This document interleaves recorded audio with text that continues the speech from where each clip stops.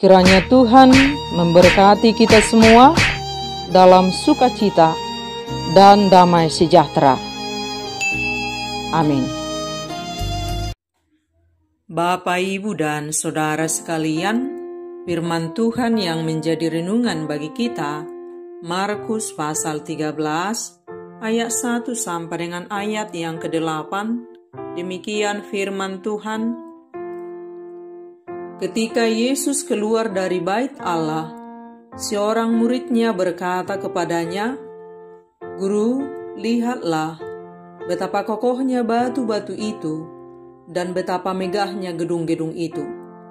Lalu Yesus berkata kepadanya, "Kau lihat gedung-gedung yang hebat ini? Tidak satu batu pun akan dibiarkan terletak di atas batu yang lain. Semuanya akan diruntuhkan." Ketika Yesus duduk di atas bukit Zaitun, berhadapan dengan bait Allah, Petrus, Yakobus, Yohanes, dan Andreas bertanya sendirian kepadanya, "Katakanlah kepada kami, bila manakah itu akan terjadi, dan apakah tandanya kalau semuanya itu akan sampai kepada kesudahannya?" Maka mulailah Yesus berkata kepada mereka, "Waspadalah, supaya jangan ada orang yang menyesatkan kamu. Akan ada datang banyak orang dengan memakai namaku dan berkata, 'Akulah dia,' dan mereka akan menyesatkan banyak orang. Dan apabila kamu mendengar deru perang atau kabar-kabar tentang perang, janganlah kamu gelisah. Semuanya itu harus terjadi, tetapi itu belum kesudahannya. Sebab bangsa akan bangkit melawan bangsa, dan kerajaan melawan kerajaan.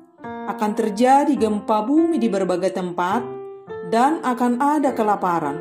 Semua itu barulah permulaan penderitaan menjelang zaman baru." Demikian firman Tuhan. Jika dipandang dari langit, dari atas, akan terlihat bahwa dunia ini penuh dengan gedung-gedung yang tinggi, jembatan-jembatan yang panjang, jalan-jalan tol, dan bangunan-bangunan lainnya terlihat sangat indah dan megah. Bahkan di beberapa kota di belahan dunia ini, gedung-gedung pencakar langit menjadi tempat wisata yang sangat diminati. Kita manusia kagum dan terpesona akan keindahan dan kemegahan gedung-gedung pencakar langit. Tetapi Tuhan Yesus mengingatkan kita saat ini bahwa semuanya itu akan berlalu. Bagaimanapun keindahan dan kecanggihan yang dibuat oleh manusia, semuanya ada limitnya, semuanya ada batasnya. Semuanya itu akan runtuh pada waktu yang telah ditentukan oleh Tuhan.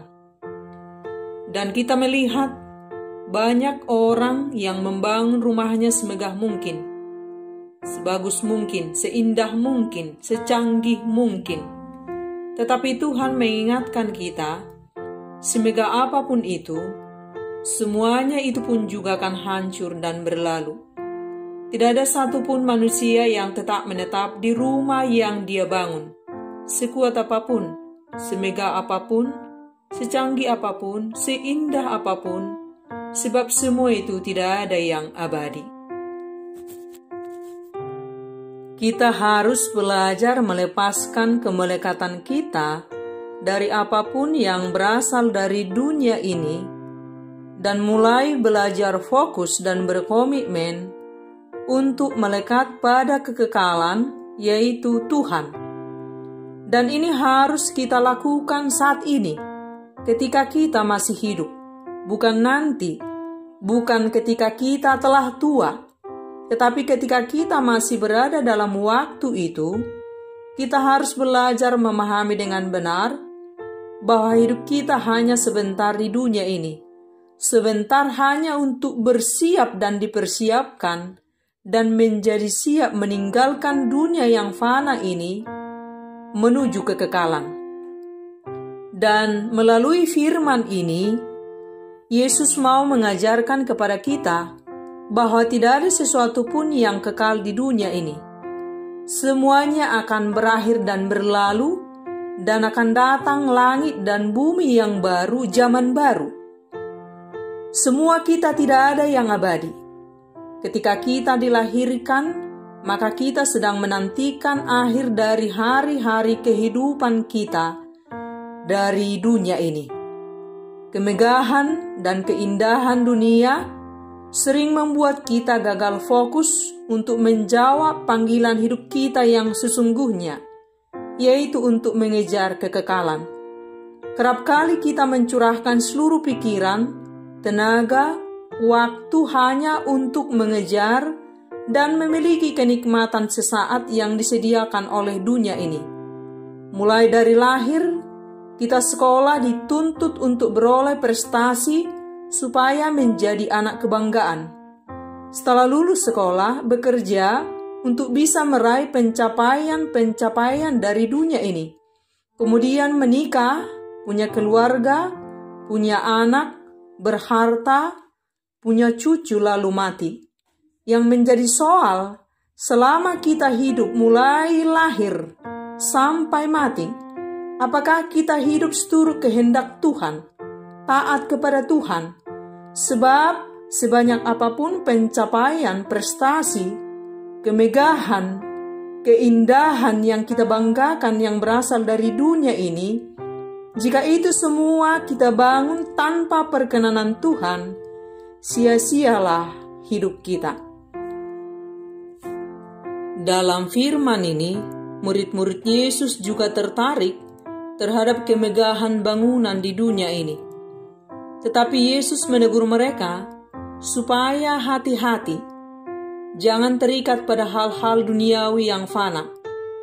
Yesus mengatakan bahwa semuanya itu akan diruntuhkan. Tidak ada yang kekal di dunia ini. Semuanya akan berakhir saat datangnya langit dan bumi yang baru. Dan para murid bertanya, kapan itu terjadi? Dan kita juga sering ingin tahu kapan itu terjadi. Bahkan ada sebagian orang yang kepintaran meramalkan kapan itu terjadi. Tetapi sampai hari ini, ramalan siapapun manusia tentang akhir zaman tidak ada yang benar, tidak ada yang tahu. Karena itu bukan ranah manusia. Hanya Allah yang Maha Kuasa yang mengetahuinya. Dan bagian kita adalah bukan untuk mencari kapan waktu itu terjadi. Bagian kita adalah mempersiapkan diri untuk menantikan itu terjadi. Tuhan Yesus mengingatkan pada kita, waspadalah, supaya anugerah keselamatan yang sudah diberikan kepada kita itu tidak hilang. Sebab dunia ini akan selalu sangat kuat menarik kita untuk jauh dari jalan kehidupan yang kekal itu. Akan ada penyesat bahwa iblis akan selalu bekerja untuk menjatuhkan kita supaya tersesat.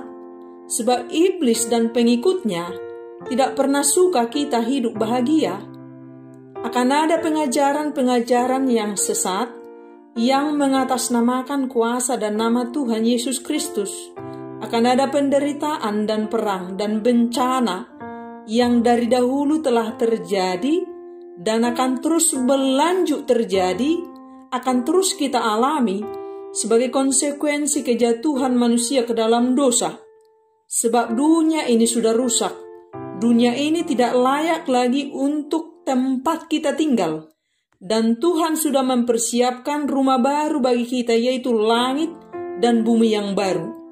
Bagian kita, sebelum masa akhir itu tiba, itu bisa akhir dari kehidupan kita dari dunia ini, ajal kita, dan bisa itu menjadi akhir dari dunia ini, ajal dunia ini. Bagian kita adalah waspadalah. Jaga diri kita tetap dalam kekudusan, tak bercacat, tetap beriman teguh, supaya kita tidak goyah sekalipun badai topan melanda. Jaga sikap kita tetap benar di hadapan Tuhan setiap waktu. Untuk hal ini, roh kita jangan pernah padam. Tetaplah berdoa dalam roh, supaya kita dikuatkan oleh Tuhan dan tetap tahan uji sampai garis finish. Hanya hidup di dalam iman kepada Tuhan Yesus Kristus, kita dimampukan menjadi pemenang. Oleh sebab itu, terhubunglah terus dengan Tuhan, sebab hanya Dialah kekuatan dan juru selamat kita di dunia yang jahat ini, menuju kehidupan yang kekal. Kita harus bertahan teguh dalam iman kita, bahwanya Yesuslah juru selamat kita dan jalan kebenaran satu-satunya, dan Dia akan datang untuk kedua kalinya, untuk menjemput kita, supaya kita bersama-sama dengan Dia di surganya. Selagi kita hidup, hiduplah seturut kehendak Tuhan. Hiduplah dalam tuntunan firman-Nya. Mari kita lakukan apa yang berkenan di mata Tuhan. Letakkan hidup kita di tangan kuasa Tuhan. Kehendak-Nya lah yang jadi dalam kehidupan kita. Dunia ini dan segala kemegahannya dan keindahannya akan hancur dan berlalu. Jangan letakkan hidup kita kepada itu semua. Kita hidup untuk Tuhan, bukan untuk dunia ini dan segala kemegahannya. Harta bukan tujuan hidup kita, melainkan hanya sebatas sarana, fasilitas, selagi kita masih hidup di dunia ini. Dan pakailah harta kita untuk memuliakan Tuhan. Dan kita ingat, semewah apapun mobil kita, pada akhirnya mobil jenazahlah mobil yang akan mengantar kita di akhir kehidupan kita dari dunia ini. Semegah apapun rumah kita, pada akhirnya peti matilah tempat terakhir kita dari dunia ini. Seluas apapun tanah-tanah kita, hanya sepetak tanah kecil tempat kita dikuburkan di dunia ini. Sebanyak apapun, semahal apapun baju-baju kita, hanya selembar baju kita pakai saat kita meninggalkan dunia ini. Sepanjang apapun titel yang kita punya, kita datang tanpa nama, tanpa titel. Kita pulang dengan nama jenazah.